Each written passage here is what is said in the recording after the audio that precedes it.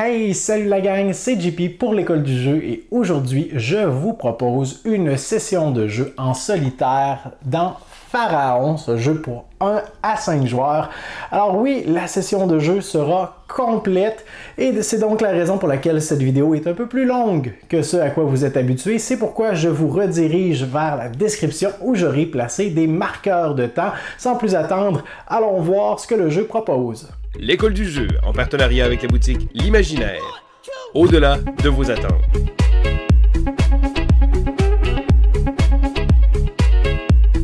Nous voici donc devant notre partie en solitaire de Pharaon qui est présentement déjà mis en place. Alors, il y a certaines informations pertinentes et cohérentes que j'aimerais vous donner par rapport au mode de jeu en solitaire. Par contre, si ces informations concernant la mise en place et tout ça ne vous intéressent pas, vous pouvez consulter la description de la vidéo. J'aurai mis des marqueurs de temps pour vous indiquer à quel moment la partie commence. Donc, vous pourrez bondir à ce moment. Mais si vous n'avez aucune idée de comment le mode en solitaire se joue, je vous invite à prendre en considération les informations que je m'apprête à vous dire puisqu'elles vous guideront dans les explications tout au long de la partie. Alors, pour ce qui est de notre mise en place, nous allons aujourd'hui affronter le traître qui est représenté par les jetons rouges sur le plateau, comme ceci, ceci et ceci, mais également par les 5 tuiles modulaires qui sont ici, qui sont recto-verso.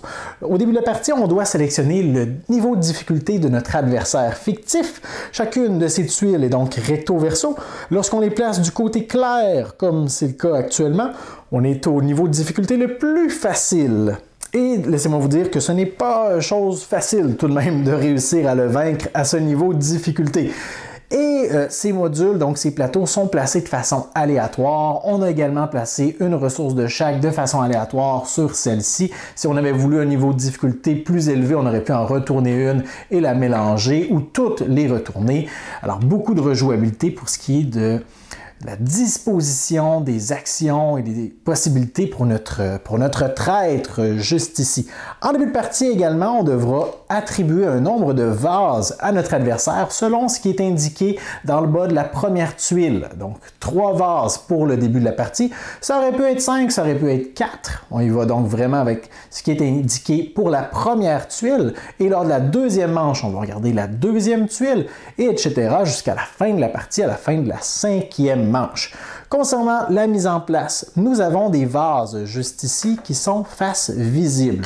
Au début de la partie, comme dans un mode de jeu en multijoueur, les joueurs doivent sélectionner les ressources avec lesquelles ils désirent débuter la partie. Je commence toujours avec 2 jokers juste ici, donc 2 ressources qui peuvent remplacer toutes les autres, et j'ai décidé de récupérer les ressources qui sont sur ce vase, soit 2 rouges et une bleue. Ce vase est donc défaussé. Le vase qui n'a pas été choisi par moi, les ressources qui y sont indiquées vont être placées sur notre rondelle juste ici au centre du plateau principal qui va se déplacer en cours de partie.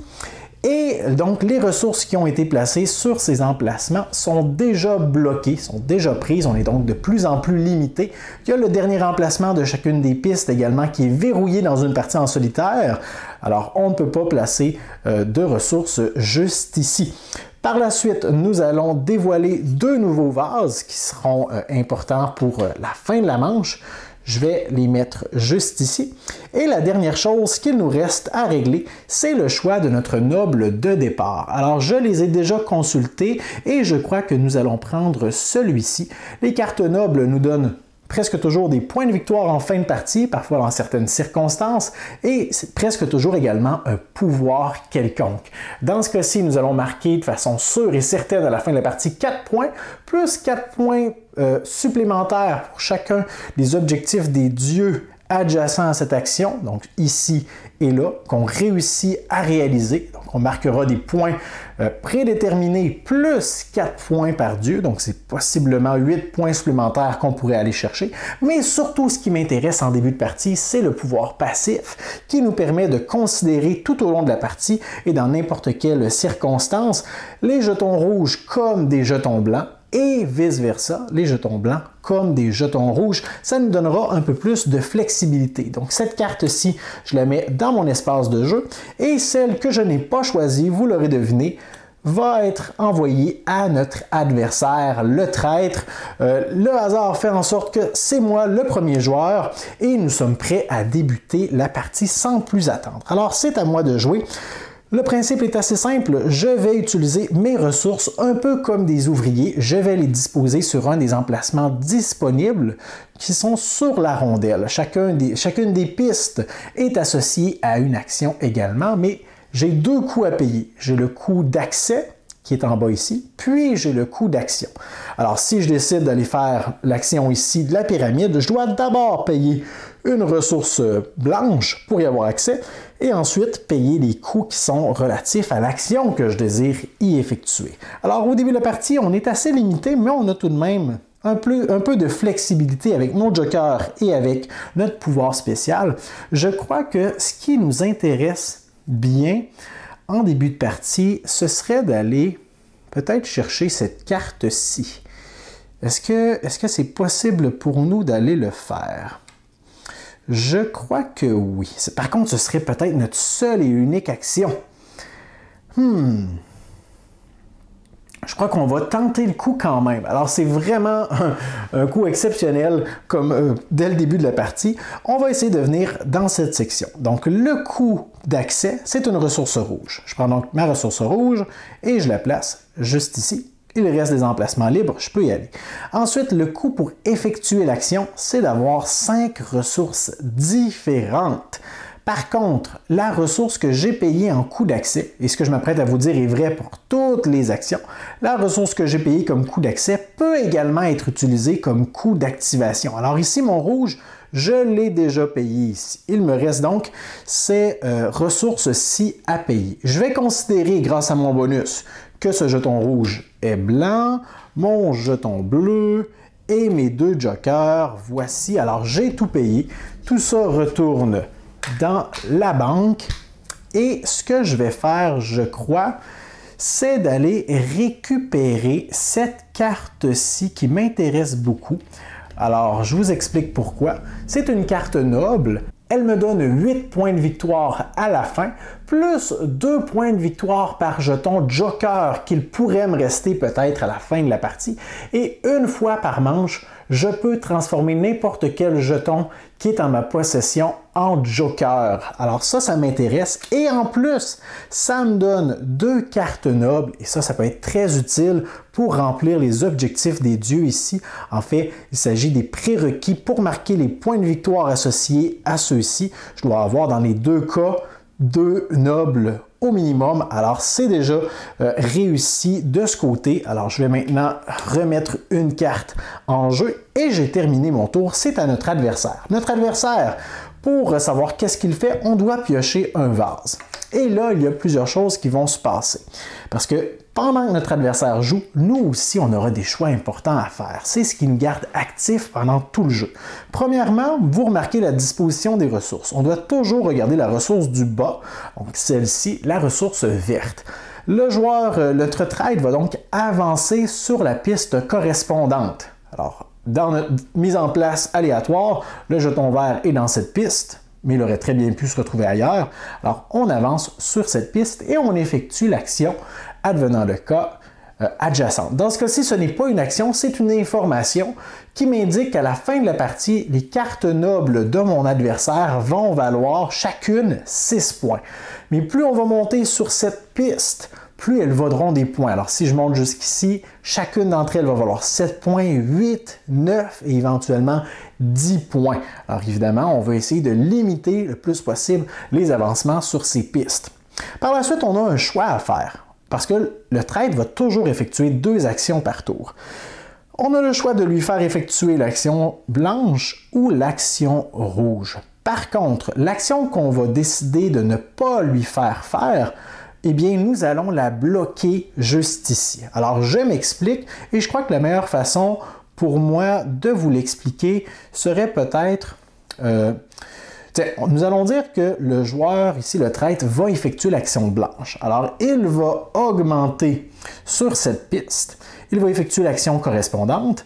Alors, les cartes bleues, ça représente les ouvriers juste ici. Dans ce cas-ci, il va défausser. Alors, le petit X nous indique qu'il défausse la carte. Non, il ne la récupère pas. la carte ouvrier de plus grande valeur avec le petit plus. Dans ce cas-ci, il s'agit de la carte de valeur 5 qui était bien intéressante. On la défausse, elle est donc retirée de la partie et on en met immédiatement une nouvelle qui vaut 10 points, mais aucun avantage. Par la suite, le joueur traître va également défausser la troisième carte juste ici, dans les nobles. Alors cette carte-ci, qui aurait été vraiment intéressante pour aller récupérer notre ouvrier, est malheureusement défaussée. Alors on peut s'en débarrasser également et en mettre une nouvelle, et son action est effectuée. C'est tout. Par contre, il n'a pas effectué l'action rouge, donc on doit récupérer une ressource rouge de la réserve et bloquer l'emplacement. En ce moment, le lieu ici accessible grâce aux ressources rouges est plein, impossible d'y accéder, à moins d'avoir certaines cartes nobles qui peuvent nous permettre d'y accéder quand même.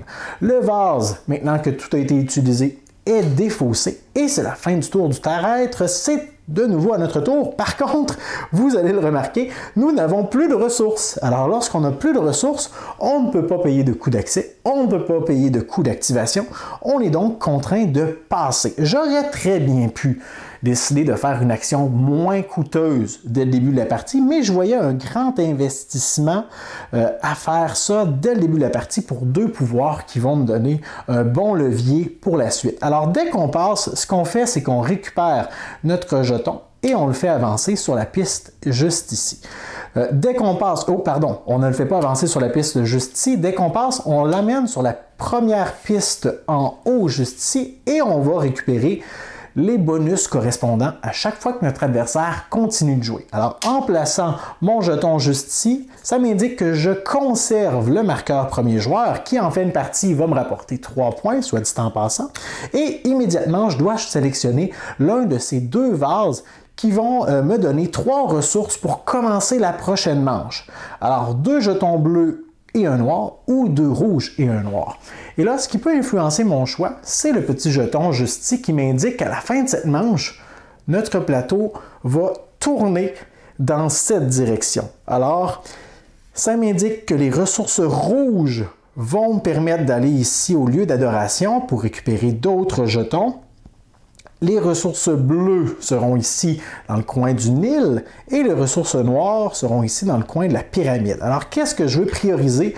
Je crois que j'aime beaucoup l'action du Nil. Alors, je crois que c'est ce que je vais prioriser. Je sais que les ressources bleues seront utiles pour ça. Alors, je vais aller chercher 2 ressources bleues, une ressource noire. Elles ont toutes un nom, mais j'aime mieux les appeler par leur couleur. Et ce vase va être défaussé. J'ai également déjà une information pour la prochaine manche. Je sais que 2 emplacements rouges et un emplacement noir vont être bloqués. Mais c'est la fin de mon tour. C'est de retour à notre adversaire, le traître, qui dévoile un nouveau vase. Il va augmenter sa valeur sur la piste noire. L'action qui est indiquée juste ici nous indique qu'il vient dans le lieu d'adoration et il va récupérer le lot de 2 ressources qui se trouve à l'emplacement correspondant. 2, donc 1, 2, il récupère les 2 ressources qui sont là et vont les mettre près de sa zone de jeu. Ces jetons en fin de partie lui donnent 1 point chacun. Advenant le cas où j'aurais déjà récupéré ces jetons, il n'aurait rien récupéré. Alors, il y a façon pour nous de le ralentir dans sa progression ici. Par la suite, je dois choisir. Est-ce que je préfère qu'il effectue une action sur la piste rouge, ce qui le ferait avancer dans le Nil, ou sur la piste bleue, ce qui ferait en sorte que cette carte serait défaussée? Alors, je crois que avancer sur le Nil, potentiellement, ça lui donne des points de victoire. Défausser des cartes, ça m'enlève des opportunités, mais ça ne lui donne pas vraiment de points de victoire immédiatement. Par contre, ça le rapproche d'emplacements où il pourra aller chercher des cartes bleues qui, elles, vont lui donner des points de victoire. Alors, dans les deux cas, il faut bien gérer les actions qu'on lui fait faire. Je crois qu'on va le faire... Oh, mais là, attendez, j'ai failli faire une grosse bêtise. Imaginons que je lui fais faire l'action bleue. Il avance, il fait son action, très bien. On doit bloquer l'action rouge. Problème, on ne peut pas bloquer l'action rouge. Si on a mal prévu la résolution de nos actions et qu'il ne peut pas bloquer une action, il l'effectue. Alors, il ferait également l'action rouge, ce qui est vraiment néfaste. On ne veut pas que notre adversaire effectue 3 actions dans le même tour. Alors, pour les besoins de la cause, on va faire plutôt l'inverse. On va bloquer l'action bleue et on va le faire progresser sur la piste rouge. Il avance donc dans l'une des pistes du Nil. Pour savoir dans laquelle de ces pistes il avance, on doit consulter les pistes ici, les échelles d'avancement, celle qui est la plus avancée. Alors présentement, il est à égal niveau pour chacune de ces couleurs. On prend donc celle qui est le plus à gauche, dans ce cas-ci la noire. Alors il avance ici sur la piste noire. Alors oui, ça semble être difficile de se souvenir sur quelle piste il doit avancer, mais en fait, c'est la même règle pour tout. Dès qu'il y a des égalités, le traître prend toujours l'élément de jeu le plus à gauche. Alors, même chose si ici, il y avait eu des cartes de même valeur, on prend celle qui est la plus à gauche, etc. Et là, je sais que je suis à l'envers, je suis de ce côté-là de la table, vous êtes de ce côté. Alors, c'est possible que des fois, je ne prenne pas la bonne gauche, mais bon, c'est pas grave. Alors, c'est tout pour son tour. On défausse son vase. C'est de retour à nous. On a passé, alors on doit avancer sur la piste juste ici. On récupère le bonus. Alors oui, il y a des avantages à passer rapidement. Ce qui me donne une ressource de mon choix, mais pas un joker quand même. Alors, je crois que je vais aller récupérer une ressource blanche, puisque on peut les utiliser comme joker de notre côté. Pas comme joker, mais on peut les utiliser comme des rouges également. Ça nous donne plus de flexibilité. De retour à notre adversaire, il effectue l'action rouge.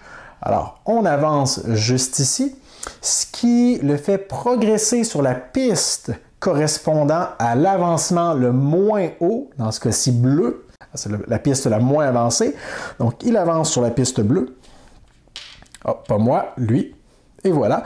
Est-ce que je le fais avancer sur la piste verte ou noire? S'il avance sur la piste verte, il va aller récupérer le jeton bonus, juste ici, donc 1 point. S'il avance sur la piste noire, il va récupérer les 2 jetons ici, donc 2 points pour lui. Alors, je crois que on va le faire avancer sur la piste verte. Il va récupérer le deuxième, parce que c'est ce qui est écrit ici, le deuxième jeton bonus. Donc, 1 point supplémentaire pour lui en fin de partie. Et il va bloquer l'action noire. De retour à nous. Alors, on a passé. On récupère donc un jeton joker. Alors, vous voyez que même si on a passé après une seule action, on vient, là, mine de rien, de se faire un paquet de ressources pour nous donner plus de possibilités à la deuxième manche. C'est de retour à notre adversaire. Par contre, il ne peut plus rien faire. Il n'a plus de vase. Alors, il passe également. C'est la fin de la première manche. On amène nos 2 jetons juste ici. Nous étions en fait, on était à l'étape du bébé et maintenant, on est dans l'enfance. Alors, on incarne un peu comme un futur pharaon qui grandit. Les étapes, donc, pour la mise en place de notre prochaine manche. Premièrement, on doit faire du ménage sur la roulette juste ici, mais on va garder les ressources des emplacements qui sont bloqués. Alors, on garde 2 ressources rouges. Nous allons garder également une ressource noire. Et on peut se débarrasser des 2 bleus qui sont juste ici. Ce vase va donc être défaussé. On en dévoile 2 nouveaux pour la prochaine manche. Par la suite, on doit remplir le lieu d'adoration grâce aux jetons qui sont dans ce magnifique petit sac. Alors, je remplis le deuxième emplacement, juste ici, le deuxième lot. Alors ça ici, ce sont des jetons de ressources qui vont remplacer les ressources normales. On a d'autres jetons bonus également et des jetons qui nous donnent des points de victoire supplémentaires en fin de partie. C'est terminé. Par la suite, nous allons faire tourner la roue centrale d'un cran en suivant les flèches qui sont indiquées ici, mais on aurait pu les avoir de l'autre côté. Alors ça, j'ai déterminé ça au hasard en le lançant dans les airs. Par la suite, on doit dévoiler nos nouveaux vases, c'est déjà fait. Si nous avions utilisé des pouvoirs de cartes comme celle-ci, qu'on peut activer une fois par manche, on va les redresser et on est prêt à débuter une nouvelle manche. La dernière chose qu'il nous reste à faire, c'est de voir combien de vases est-ce que notre traître a besoin. 5. Alors, c'est la manche dans laquelle il va faire le plus d'actions. On verra si on pourra lui faire compétition. Alors, on commence la manche puisqu'on a conservé le jeton premier joueur et je crois que l'une de nos priorités était d'augmenter sur les pistes du Nil. Par contre, puisque nous avons 2 cartes nobles, une stratégie qu'on pourrait avoir, c'est également d'avancer dans la pyramide. Alors, en avançant dans la pyramide, plus on avance, plus on marque de gros lots de points de victoire, 5, 10, 16, jusqu'à même 60 points au 7e emplacement. Si on atteint le 3e emplacement en premier et qu'on a 2 cartes nobles, il est possible pour nous d'aller récupérer la succession de Pharaon qui nous vaudra 7 points de victoire en fin de partie. Alors c'est vraiment très tentant, en plus qu'on a le nécessaire pour avancer un peu sur cette piste. Mais je crois que on va commencer par aller du côté du Nil. Alors, pour aller ici, je dois payer une ressource bleue. À moins que je veuille venir ici. Parce qu'éventuellement, ce lieu va être fermé. Alors, qu'est-ce que je pourrais récupérer? Il faudrait que je paye ça comme coût d'entrée, parce que je peux le changer comme un rouge. Et je pourrais payer 2 bleus pour éventuellement venir chercher ce lot de ressources. Est-ce que ce serait utile pour moi? Ah là là! Il est possible aussi de stratégiser, hein, de voir, bon, si mon adversaire avance dans la piste noire, il va aller chercher ce lot de ressources. Alors, ce serait possible pour moi d'essayer d'aller le récupérer avant lui pour lui enlever la possibilité de faire des points de victoire. Par contre, je ne suis pas certain que c'est ce que je veux faire pour l'instant. Quoique si je mets une ressource rouge ici, parce que ça, je peux le transformer en rouge, par la suite, le coût d'activation, c'est seulement une ressource. Alors, je pourrais dire, je l'ai déjà payé ici, ma ressource rouge, et avec une ressource, je peux récupérer un lot complet. Donc, ces 2 ressources, ces 2-là ou ces 2-là.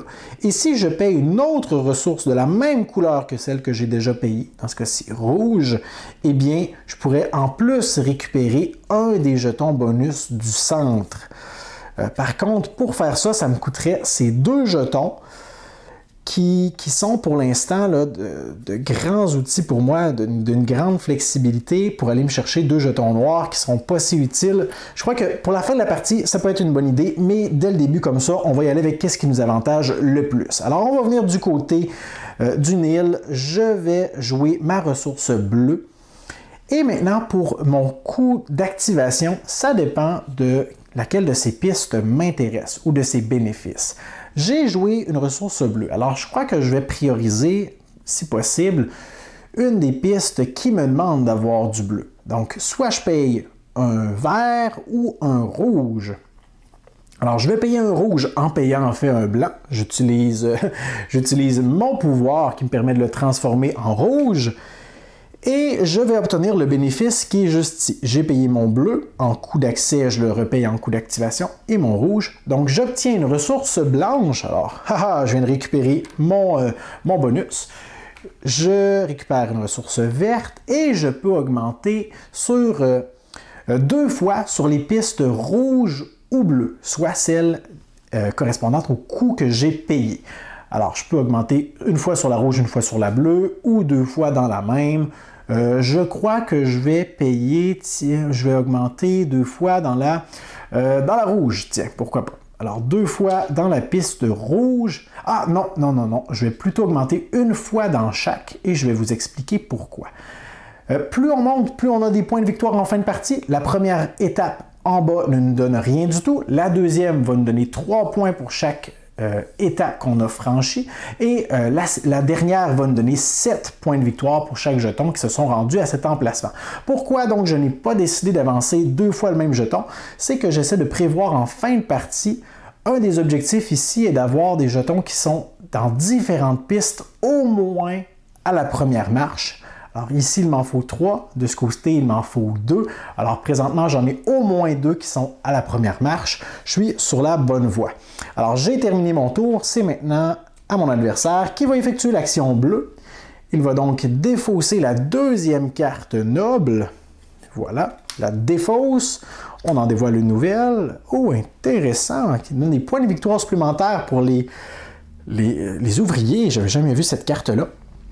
Ensuite, est-ce qu'il fait l'action verte ou l'action verte? Je crois qu'il va faire l'action verte. Alors, on le fait augmenter sur la piste verte, on n'a pas le choix. Donc, chaque carte noble qu'il récupère va lui donner maintenant 7 points en fin de partie. Et on est contraint de bloquer également un emplacement sur la piste verte. C'est à notre tour. Alors, on est de retour avec 5 ressources. Je crois que ça pourrait être intéressant. Est-ce que je peux venir ici? En fait, pour venir ici, il me faut le coup d'accès, soit un blanc, et en plus, 3 ressources pareilles. Mais je peux considérer ma ressource blanche comme étant déjà un de ces coups. Alors, il me faudrait 2 blancs supplémentaires. J'ai pas de rouge.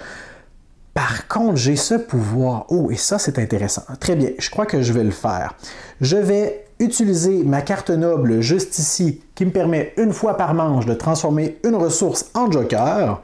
Alors, je vais transformer, tiens, mon vert. Est-ce que je prends ça? Oui, ok, alors je transforme mon vert. On va imaginer que c'est un jeton blanc maintenant. Alors, je paye mon blanc pour l'accès. Je le paye également en coût d'activation. Un joker comme deuxième coût d'activation et mon blanc fictif que je viens de transformer comme troisième coût. Alors, tout ça est payé et je peux récupérer n'importe quel ouvrier qui est ici. Alors, les ouvriers, il y en a toutes sortes. Celui-ci est assez simple, 10 points en fin de partie et c'est tout. Les autres peuvent me donner, par exemple, 3 points ainsi que des ressources immédiates. Mais je crois que je vais prioriser le 10 points juste ici. Alors, je vais ajouter cette carte à mes possessions. J'en dévoile une nouvelle immédiatement. Un autre 3 points. Alors, on a des cartes de faible valeur. Pour l'instant, ce serait le temps pour notre adversaire d'aller les récupérer. C'est la fin de mon tour. C'est à notre adversaire. Il va faire l'action noire. On l'avait prévu. Alors, il va aller récupérer le lot du bas ici, le 3e lot. Ça lui donne 2 points de victoire supplémentaires en fin de partie. Ensuite, est-ce qu'il remonte encore sur la piste noire pour aller chercher le 3e lot bonus, le 3e jeton bonus, ou alors il augmente ici pour avancer dans la pyramide? Oh non, non, non, non! On veut essayer prochainement d'avancer dans la pyramide pour aller chercher la succession du pharaon. Alors, on va le faire avancer sur la piste noire, ce qui va lui donner un jeton ici. Et donc, nous allons bloquer l'action juste ici des ouvriers. Et c'est la fin pour lui. De notre côté, il ne nous reste que 2 ressources. On est très, très limité avec seulement 2 ressources. Ici, je peux payer mon noir, mais je n'ai pas le nécessaire, dans ce cas-ci, un rouge et un blanc, pour avancer sur la piste. Bleu, juste ici. Bleu et rouge, bleu et vert. Alors, je ne pourrais pas combiner les deux pour faire une action. Il me faudrait au moins un rouge. Alors, je crois que je suis contraint de passer. J'ai fait quand même 2 grosses actions qui vont rapporter sur le long terme. 2 ou 3, je ne me souviens pas. Alors, je passe. Et comme vous l'avez vu un peu plus tôt, il y a des avantages à passer tôt. Surtout sachant que notre adversaire a encore 3 tours à faire. Je conserve donc le marqueur premier joueur. De retour à notre adversaire qui va effectuer l'action bleue. Il récupère. Alors, il va récupérer une carte, mes amis. L'action artefact, la carte artefact de plus faible valeur. On a égalité entre ces 3-ci. Il va donc récupérer celle qui est le plus à gauche. Alors moi, ma gauche, c'est par là, mais vous, c'est de ce côté. Alors il va récupérer celle-ci. Il ne la défausse pas, mais bien la récupère. Alors ça va lui donner des points de victoire en fin de partie. On en dévoile une nouvelle. Ah, 2 points. Mais un paquet de ressources, par exemple. Ça, c'était son action bleue. Est-ce qu'il effectue l'action blanche ou rouge? Blanche, il avance dans la pyramide. Et là, c'est pas encore une course pour venir chercher la succession du pharaon, parce que moi, j'ai mes 2 cartes nobles. Lui, il ne l'a pas encore et il ne va pas la récupérer avant d'avoir atteint un de ses emplacements ici. Alors, c'est encore loin. On pourrait le laisser avancer sur la pyramide. L'autre choix, c'est de le faire avancer au Nil, ce qui lui donnerait 3 points versus 5 ici. Je crois que c'est ce qu'on va faire. Alors, on va lui permettre d'avancer au nil, mais de bloquer un emplacement. Oh, mais ça, c'est risqué, parce que là, s'il doit effectuer une action blanche, on est plein. On va prendre la chance. Alors, il avance sur la piste. La plus avancée ici, c'est la noire, parce que c'est la plus à gauche. Alors, il vient de s'assurer 3 points de victoire en fin de partie. C'est terminé pour lui. C'est à nous. On avance. On peut réclamer n'importe quelle couleur. Au prochain tour, ça va tourner comme ça. Et les jetons rouges vont être importants ici. Alors, je vais aller chercher un jeton rouge. C'est à lui. Oh non! OK, non, on est correct, on est correct. Alors, il va effectuer l'action blanche ici. Alors, il avance sur la pyramide. On a bien fait de ne pas le faire avancer au dernier tour. Il aurait atteint le 10 points. Par contre, on doit sélectionner. Est-ce qu'il veut bloquer la verte ou la rouge? Et là, si on le fait bloquer la rouge, on va avoir 2 emplacements qui vont être pleins et on ne sait pas ce qui s'en vient encore. Et je vous rappelle que si il est obligé d'effectuer une de ces actions et qu'il ne peut pas, il effectue toutes les actions sur sa tuile. Et ça, on ne veut pas que ça arrive. Alors, je crois qu'on va stratégiquement lui demander de bloquer la verte et on va avancer sur l'action rouge. Il avance donc sur la piste la moins avancée, c'est la bleue puisque c'est la plus à gauche. Alors, il vient de s'assurer un autre 3 points juste ici. C'est terminé. De notre côté, on réclame un joker. Alors, on patiente tranquillement, mais on se ramasse des bonus. C'est à lui. Il va effectuer l'action rouge. Oh, comble de malheur. Alors, il avance. Il est vraiment progressiviste, finalement, sur la piste rouge. Il récupère la première carte noble, juste ici, en partant de la gauche. Alors, peu importe ce qui est écrit dessus, ça n'a pas d'importance. Alors, pour lui, ça va valoir des points en fonction de ce qui est écrit ici. Alors, cette carte-là et celle-ci lui valent pour l'instant 7 points en fin de partie. Alors, je peux les mettre juste ici, de cette façon. Ensuite, est-ce qu'il effectue l'action blanche ou noire? En fait, on ne veut pas qu'il bloque l'action blanche parce qu'il ne peut pas. Alors, il va bloquer la noire. Il va bloquer l'action noire juste ici et il va effectuer l'action blanche, ce qui fait en sorte qu'il défausse. Oh, on doit mettre une nouvelle carte qu'il va de toute façon défausser tout de suite. Alors, il défausse cette carte-ci, on en met une nouvelle, et il va défausser dans les ouvriers celle de la plus grande valeur. Bon, c'est juste un 4, alors c'est moins grave. On en met une nouvelle. 2 points, on a les cartes de petite valeur pour l'instant qui sortent. Et c'est la fin de son tour, c'est à nous. Alors, on avance, et maintenant, on peut récupérer un des lots bonus au milieu. Alors, on ne se plaindra pas et on va récupérer 2 points. C'est à lui, il est contraint de passer. Oh, chose importante que j'ai oubliée et que j'oublie souvent en jouant en solo, c'est que dès qu'on passe, le joueur, nous étant le joueur bleu, on doit récupérer un vase. Alors, je vais le récupérer tout de suite, là, sans nécessairement consulter mes ressources, parce que normalement, j'aurais juste pas eu les 2 dernières que je viens de récupérer, mais c'est pas grave. Je crois que j'aurais probablement récupéré en fonction de ce qui est demandé ici. Alors, je crois que j'aurais récupéré ça ici. Une noire, une bleue et une verte. Alors ça s'ajoute à mes ressources pour la prochaine manche. Ça aurait été défaussé. Et là, maintenant, c'est la fin de la manche. Alors, on passe à la 3e juste ici. Et nous allons effectuer les mêmes étapes qu'un peu plus tôt. Alors, premièrement, on se débarrasse des jetons qui sont là. Mais on va conserver 2 actions bleues verrouillées. Ouch! Et une action blanche. Le reste est remis dans la réserve. Nous allons maintenant remplir le lieu d'adoration. Alors, avec 2 nouvelles... Oh, pelaille! Ça, c'est payant! 3 points... Ouh là là!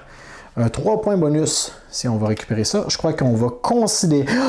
On a un paquet de points bonus qui sont disposés ici. Et ça, c'est de grande valeur, puisque ces jetons, si on les conserve, nous étant le joueur humain, en fin de partie, si on ne les utilise pas comme des ressources, elles vont valoir 1 point.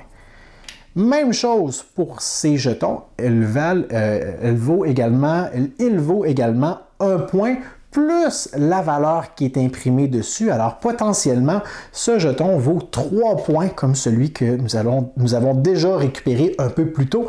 Alors je crois que pour une des premières fois, on va vouloir venir s'intéresser à ce lieu au prochain tour. Alors ça, c'est défaussé maintenant. On était rendu à faire pivoter notre plateau central. On doit par la suite dévoiler de nouveaux vases pour nous, mais aussi pour le traître. Alors le traître à la troisième manche va avoir 4 vases, 4 actions. 2, 3, 4, en fait plus que 4 actions, puisqu'il en effectue 2 par activation. Et finalement, on peut redresser nos cartes nobles. Et nous sommes encore premier joueur, donc on peut continuer. Oh là là! On a un paquet de ressources maintenant qu'on peut utiliser. Si on essaie de les classer un peu, n'oublions pas que notre rouge peut également être utilisé comme un blanc et qu'on a le pouvoir de changer n'importe quelle de nos ressources. Alors, qu'est-ce qui presse? Pour l'instant, c'est le lieu des nobles qui est sur le point d'être fermé. Si j'y envoie un bleu, j'ai la possibilité d'aller récupérer une autre carte. Mais il me resterait seulement 2 ressources et je ne pourrais pas progresser ici, ni progresser là, ni ici. Alors ce serait ma seule action, mais je pourrais éventuellement avoir un paquet de points avec les nobles. Mais non, je crois qu'on va essayer de se diversifier un peu. Alors, est-ce qu'il y a quelque chose d'autre qui presse? Pour l'instant, non. Les ouvriers ici ne sont pas très intéressants. Alors, je crois qu'on pourrait venir ici, tout simplement. Et pour ce faire, nous allons payer un jeton vert, ce qui nous donne accès. Par la suite, on doit payer notre coût d'activation. Je vais dire, j'ai payé mon vert ici, et je vais en payer un supplémentaire. Est-ce que j'utilise mon joker ou j'utilise mon pouvoir? Ça revient au même. Alors, je vais utiliser mon pouvoir pour dire que mon jeton noir, tiens, ici, est un jeton vert également. Donc, j'ai payé 2 jetons verts.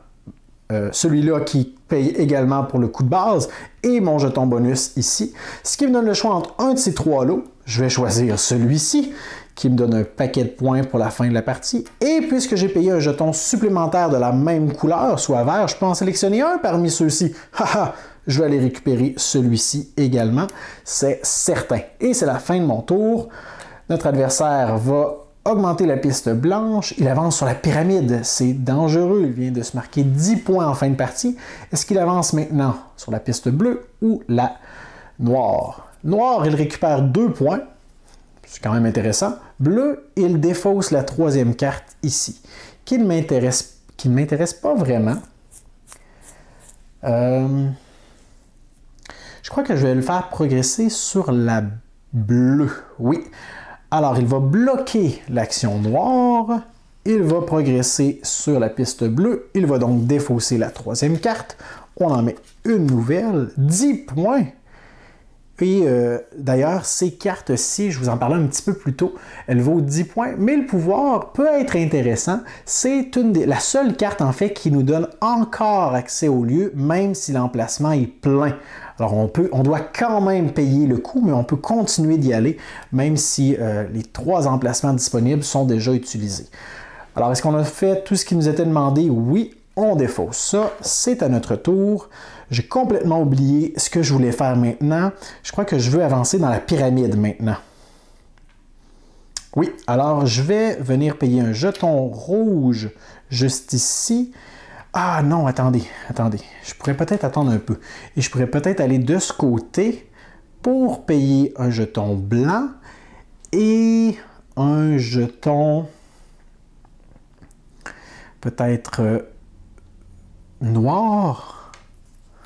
Pour aller chercher un rouge, un bleu.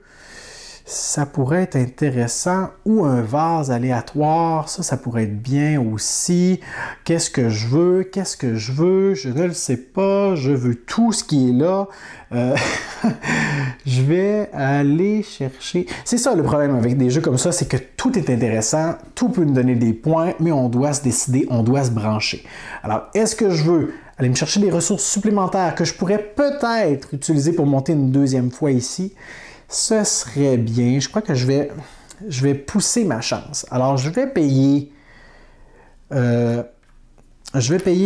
mon jeton joker. Non, pas mon joker. Je vais payer mon rouge que je vais transformer en blanc avec mon pouvoir passif que je peux utiliser n'importe quand. Et je vais payer le noir juste ici pour mon coût d'activation. Alors, j'ai payé mon blanc, j'ai payé mon noir. Je vais donc récupérer une ressource bleue et rouge.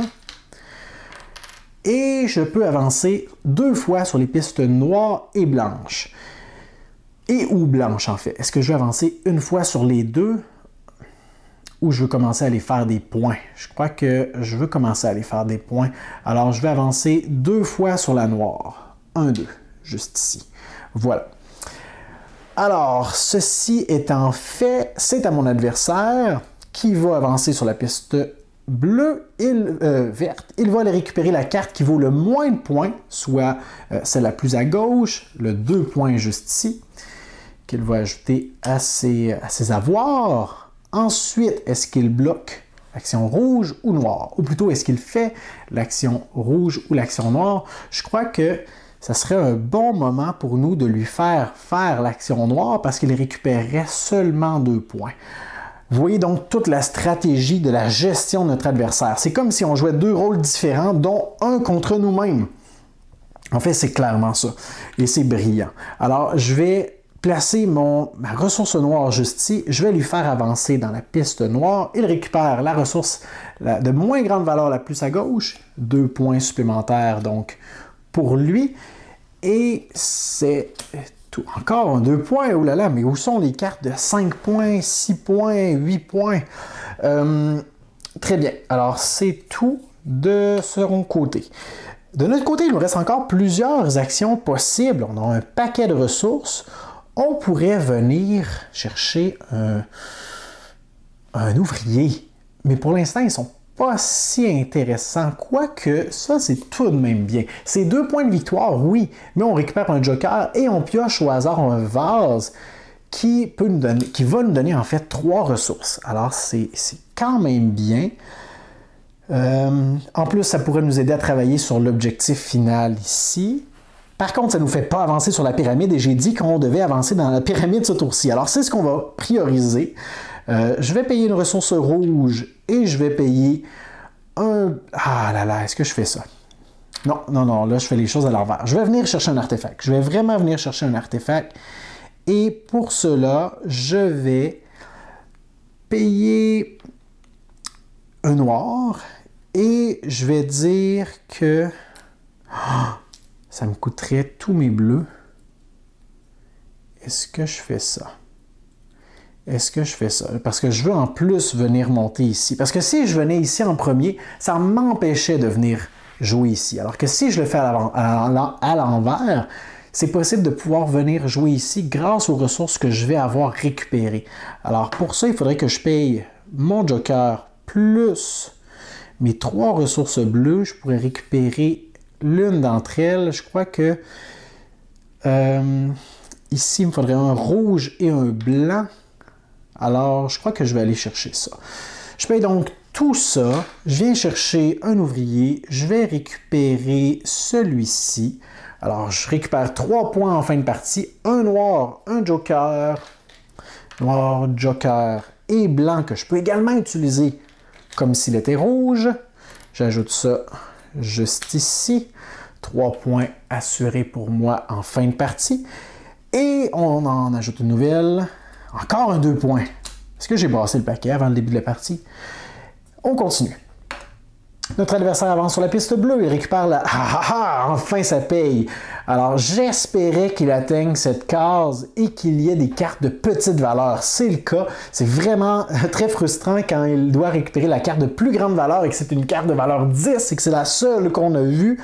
Alors, cette action qui normalement lui donne beaucoup de points va seulement lui en donner 3 pour l'instant. Alors, je vais mettre toutes les cartes ensemble ici et je vais les démêler à la fin de la partie. Alors voilà, je dévoile une nouvelle carte, un 4 points qui est là. Ensuite, est-ce qu'il avance sur la piste noire ou verte? Noire ou verte, noire ou verte. Noir, il va chercher ça, ce qui lui donne 2 points. Verte, il avance dans 2 pistes. On va essayer d'éviter ça pour l'instant. On va le laisser avancer dans la piste noire. Il va donc venir récupérer ses 2 jetons. Et par contre, il doit bloquer une action juste ici dans le lieu vert. C'est à notre tour. Et si j'ai bien calculé, on devrait pouvoir venir dans la pyramide. Je vais payer un rouge et un blanc. Alors, mon rouge ici, ainsi que le rouge qui est là, plus le blanc qui est demandé ici. Et je peux avancer. Ici, j'ai maintenant un sarcophage qui va valoir 5 points en fin de partie. Ce jeu est à la limite du morbide. En fait, on améliore notre propre sarcophage ici. Très bien, alors c'est la fin de mon tour. C'est à notre adversaire qui, si ça continue, va passer avant nous. Il avance sur la piste blanche. Il va donc défausser la carte de plus grosse valeur, de plus grande valeur. On défausse celle-ci. Et il va défausser, 8 points. Il va défausser la deuxième, qui était très intéressante, mais malheureusement, on n'a pas le nécessaire pour aller la chercher. Une carte qui ne vaut pas de points, mais qui nous permet d'aller chercher n'importe quel ouvrier et n'importe quel lot bonus. Très fort, même s'il ne vaut pas de points. Par la suite, est-ce qu'il avance encore une fois sur la blanche? Oh que non! Oh que non! Parce que s'il avance encore une fois sur la blanche, il a maintenant une barque funéraire.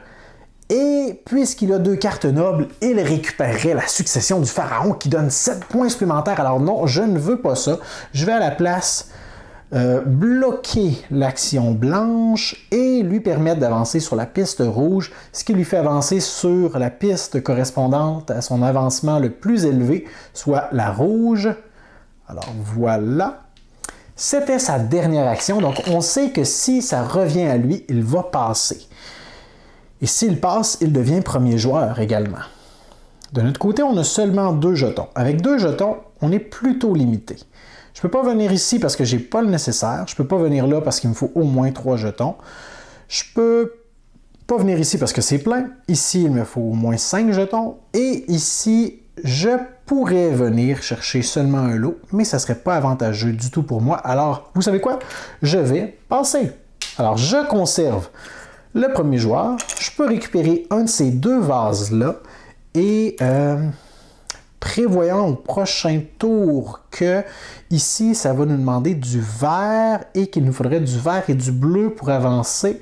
La seule différence, ça n'a presque aucune différence de toute façon pour nous, puisqu'on peut transformer le rouge en blanc et le blanc en rouge. Alors tiens, qu'est-ce qu'on désire bloquer par exemple? Ça peut avoir de l'importance. Est-ce que je désire bloquer cet emplacement-ci ou cet emplacement-là au prochain tour?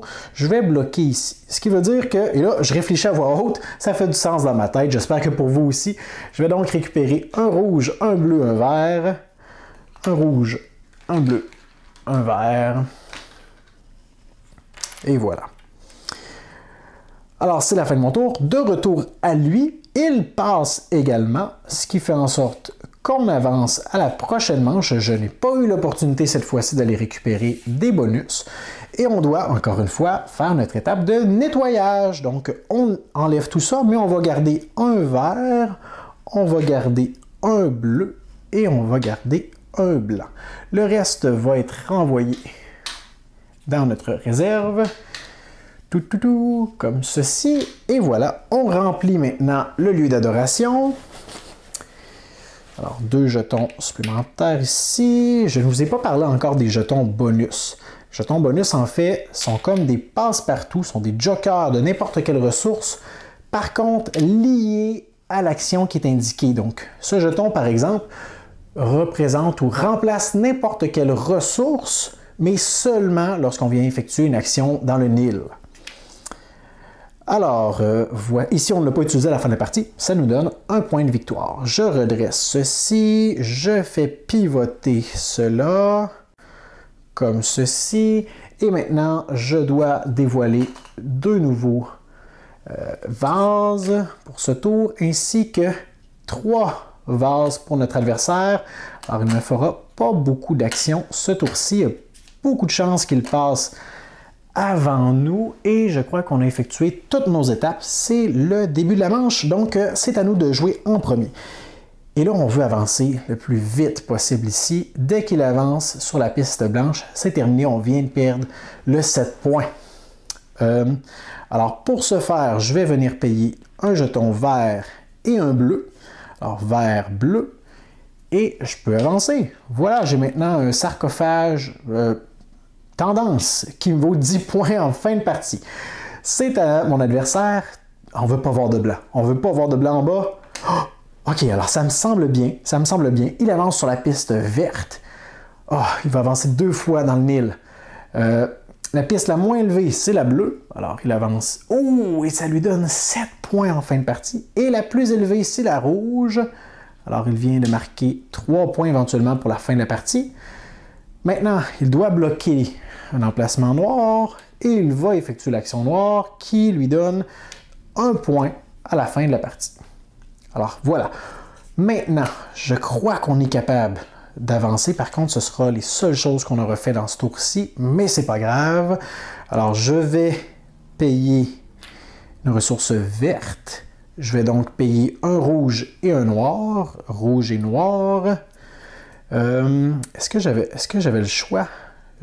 Ah non, j'aurais pas pu utiliser ça de toute façon. Alors, je paye ça ici. Et je peux maintenant avoir une barque funéraire. Je prévois déjà mon décès éventuel. Et ça me donne accès à la succession du pharaon, comme l'indique ce petit symbole ici. Si et seulement si j'ai 2 nobles, ce qui est le cas, alors je récupère la succession de pharaon et je pourrais marquer 7 points en fin de partie grâce à ça, et peut-être 3 points également si je continue de conserver le marqueur premier joueur. C'est à notre adversaire. Il continue d'avancer sur la piste verte, il s'acharne. Chacun de ses nobles lui vaut maintenant 8 points en fin de partie. Et là, on a bien fait de faire ça parce qu'il avance sur la piste blanche, il arrive ici, il a également une barque, mais quelqu'un a déjà réclamé la succession du pharaon, alors on vient de lui voler 7 points. Bien joué tout le monde. Et il doit quand même bloquer un emplacement sur la piste blanche. C'est à notre tour. De notre côté, eh bien, il ne nous reste plus aucune ressource, alors on va passer. On conserve le marqueur premier joueur. On doit conserver ou choisir une piste. Je crois que ce qu'on veut au prochain tour, c'est du rouge pour essayer de venir monter dans le Nil un peu. Oui, du rouge. Alors, rouge, beaucoup de vert. Le vert est moins intéressant un peu. Blanc, blanc, blanc, noir, vert. Je crois qu'on va y aller avec l'arc-en-ciel. On va prendre toutes des couleurs différentes, soit rouge, noir, blanc. On met ça de côté, on défausse. Alors, l'emplacement vert va être vraiment très limité au prochain tour, mais c'est pas grave, on gérera ça rendu là. C'est à notre adversaire. Il effectue ici l'action d'avancer sur la piste la moins avancée, donc la bleue. Alors, puisqu'il a atteint le dernier emplacement de la piste, c'est probablement l'une des seules choses merveilleuses qui va se passer dans notre partie, c'est qu'il n'avance pas. Alors, il a déjà atteint le haut de la piste. C'est comme s'il avançait ici, qu'il était contraint d'avancer là, mais qu'il avait déjà atteint le maximum. Alors, il n'y a rien qui se passe de ce côté. On l'a bien géré. On va dire que c'était prévu. Et maintenant, on avance soit dans la piste verte ou bleue. Je crois qu'on va le faire avancer dans la bleue, juste ici. Il va donc défausser cette carte-ci. On en met une nouvelle. Et on bloque... Oh, non, non, non, non, non, non, non, on peut pas faire ça, on peut pas faire ça. Ah, mais ça fait partie du casse-tête. Alors, maintenant, on est obligé... Parce que j'ai déjà fait mon choix. Évidemment, je pourrais décider de revenir en arrière, mais je vais assumer mon choix. Alors, je suis obligé de lui faire bloquer l'emplacement vert, mais c'est déjà complet. Alors, il va effectuer aussi l'action verte. Alors, vous ne pourrez pas dire que je triche et que je reviens en arrière comme Rado. Non, j'assume mes erreurs. Alors, il avance ici et il vient de marquer 24 points au lieu de 16. Alors, il me nargue avec sa tombe funéraire pleine de hiéroglyphes. Alors, ça, c'était sa dernière action en plus. De notre côté, eh bien, on avait passé. On peut maintenant choisir une couleur de notre choix. Je crois que nous allons récupérer un jeton. Un jeton. Prochain tour, au Nil, on aura du rouge ici. Bleu ou noir. Je crois qu'on va récupérer un jeton bleu. Tiens. Alors, un jeton bleu, et voilà. C'est à son tour, il va passer également. Alors, on se prépare pour la dernière manche de la partie. Et là, j'ai vraiment l'impression que ma mauvaise gestion de la double action va nous coûter très très cher. Alors, on se débarrasse de tout, sauf de 2 emplacements verts et un rouge. Le reste retourne dans la réserve de cette façon. Et voilà, on remplit. Oh, on n'a presque pas touché au lieu d'adoration. On remet seulement un jeton ici. Et voilà. Ensuite, on peut faire tourner la roue une dernière fois. Et voilà, les nouveaux vases à vos ordres. Donc, 2 nouveaux vases ici. Et 4 nouveaux vases pour notre adversaire. On a passé à travers la pile des vases. Alors, on doit les remélanger un peu. Et on va lui en rajouter. Un. Voilà. Et on est maintenant prêt. Si je ne me trompe pas, on a redressé ça. On a tout fait. Donc, pour continuer, on est encore premier joueur. Donc, continuons à avancer. Là, on doit prévoir la fin de la partie. Alors, pour la fin de la partie, ce qui nous intéresse, ce sont les bonus des 5 dieux qui sont ici. Pour récupérer les points de ces dieux, on doit avoir réussi le prérequis de chacun des côtés. Dans ce cas-ci, avoir 2 cartes nobles, c'est réussi. Avoir 3 fois un jeton avancé, au moins jusqu'à la première marche, c'est réussi. Donc, je suis... Dans la situation actuelle, je suis assuré de marquer les 7 points de victoire qui sont ici. De ce côté, alors même si j'ai quand même les 2 prérequis, soit 2 cartes nobles et 2 jetons adoration comme ceci, je ne vais pas marquer le 8 points parce que je ne peux pas réutiliser les 2 mêmes cartes pour chacun de ces objectifs. Alors, pour l'instant, ce qui me vaut le plus de points, c'est celui-là. Alors, c'est certain que c'est ce que je vais réclamer et je ne crois pas que dans mon dernier tour, je vais réussir à aller chercher 2 cartes nobles puisqu'elles sont très dispendieuses. Alors, on va voir de l'autre côté. Ici, j'ai 2 cartes ouvriers et j'ai 2 avancements ici sur les marches. Alors, si je ne marque pas ces points-là, je pourrais les réclamer pour celui-ci. Ici, je n'ai pas encore 3 cartes ouvriers, alors je pourrais peut-être aller en chercher une autre. Ça me donne 7 points au lieu de 6. OK, bon, mais les avancements sur le Nil, pour l'instant, sont vraiment payants. Est-ce que je peux venir de ce côté? Il me faut du bleu, du vert, j'en ai pas. Alors, il y a du vert que j'ai pas pour avancer ici. Je vais me concentrer ailleurs, tout simplement. Alors, je vais venir du côté du Nil. Je vais payer, comme je l'avais prévu, un rouge. Je vais donc considérer que ma deuxième couleur sera du bleu ou du noir. Le bleu me ferait avancer sur 2 pistes. Noir, seulement une piste, mais je peux avoir 2 jokers. Alors, je crois que c'est ce que je vais faire. Je vais payer un jeton noir pour avancer juste une fois sur la rouge ou sur la noire. Je vais choisir la noire pour aller chercher le 7 points. Et je vais en plus récupérer 2 jetons joker. Notre adversaire. La partie achève. Alors, notre adversaire avance sur la piste blanche. Il défausse la carte de plus haute valeur. 8 points. Bye bye. On ajoute un autre 8 points. Et on se débarrasse de la 3e, donc de celle-ci. Et voilà. Est-ce qu'il remonte encore sur la piste blanche ou avance plutôt sur la rouge? Et là, ça fait une grande importance parce que je serais porté de lui faire bloquer la rouge. Mais si on lui fait bloquer l'emplacement rouge, on ne peut plus aller de ce côté. Ah, je vois. On pourrait par contre venir monter ici. Mais j'aimerais ça aller... Ah, j'aimerais tout faire. J'aimerais aller avancer un petit peu sur le Nil, aller chercher une autre carte artefact et avancer dans la pyramide. Par contre, je sais pertinemment que je ne pourrai pas faire plus de une, sinon peut-être deux de ces actions.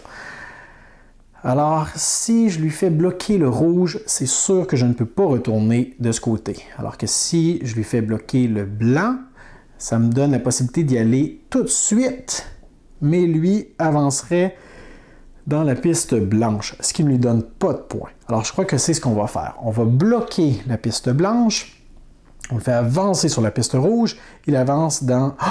Oh non! Il va avancer dans la rouge. C'est pas grave, tant pis, j'assume mes erreurs. Alors, il avance dans la piste rouge, ce qui lui donne un 7 points en fin de partie, ce qui est beaucoup plus que ce que j'avais prévu, qui ne lui aurait pas rapporté de points, mais c'est pas grave. Alors, c'est à notre tour. On a 4 ressources ici. Je peux transformer mon blanc en rouge. Je peux transformer mon bleu en ce que je veux grâce à mon pouvoir juste ici. Donc, qu'est-ce que je veux? Est-ce que je veux retourner ici? C'est pour ça que j'ai fait tout ça. Je crois que oui.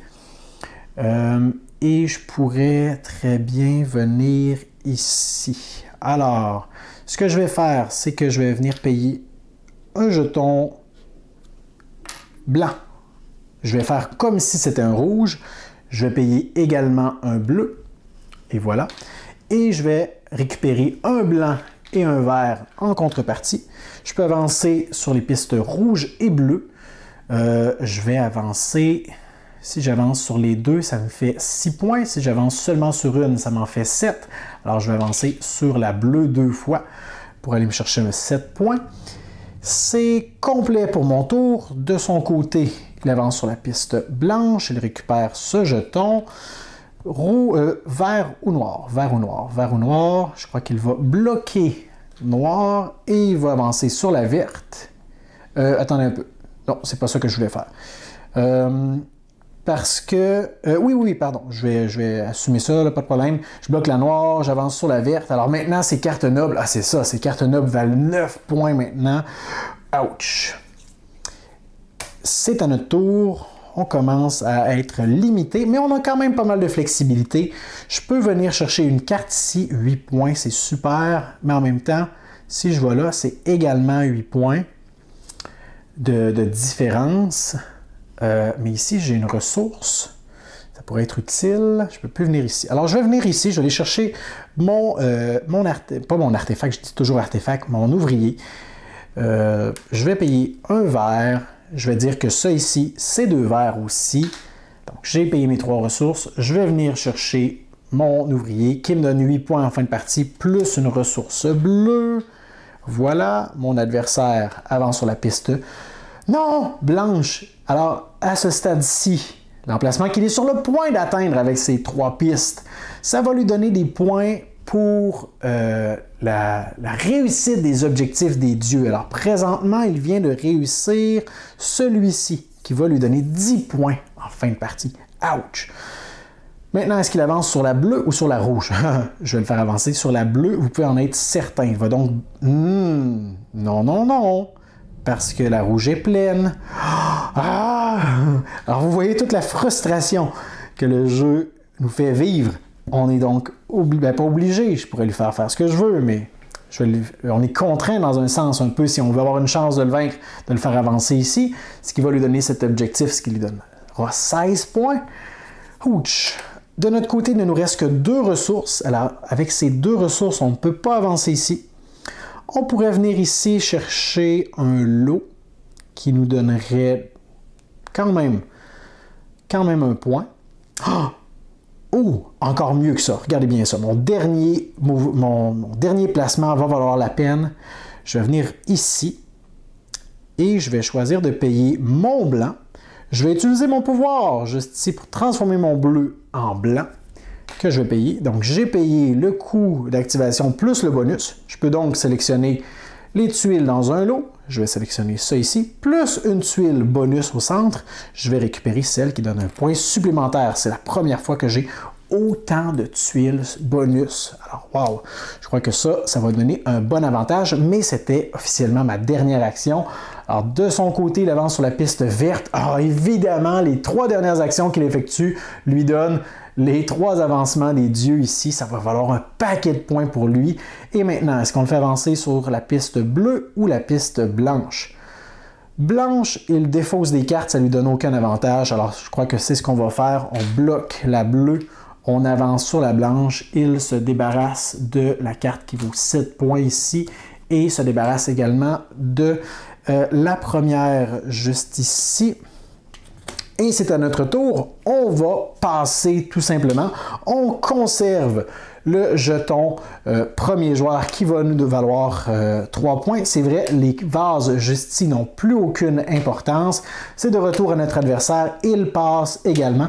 Et c'est la fin de la partie. Alors laissez-moi faire un peu de place autour de la table et ensemble, nous allons comptabiliser les points de victoire que nous avons réussi à accumuler. Et la même chose pour notre adversaire. Alors, concernant le décompte final, commençons par compter les éléments de jeu individuels que nous et le traître ont récupérés en cours de partie. Et une fois que ce sera fait, nous irons voir de ce côté les éléments qui se situent sur le plateau central. Alors, j'ai mis dans le haut juste ici les éléments que nous avons récupérés et dans le bas les éléments du traître. On commence avec les cartes ici qui sont les cartes nobles. Alors, le traître va marquer selon l'avancement qu'il avait atteint sur la piste verte. Chacune de ces cartes lui rapporte 9 points. Il en a 2, alors il va faire 18 points.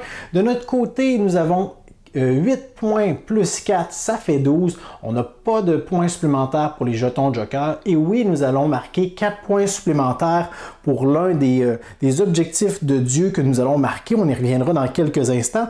Donc, nous allons marquer 16 points pour les nobles. Ensuite, nous passons aux ouvriers. Notre adversaire va faire 10 points avec ses cartes bleues, alors que nous allons faire 21 points. Ça va bien pour l'instant.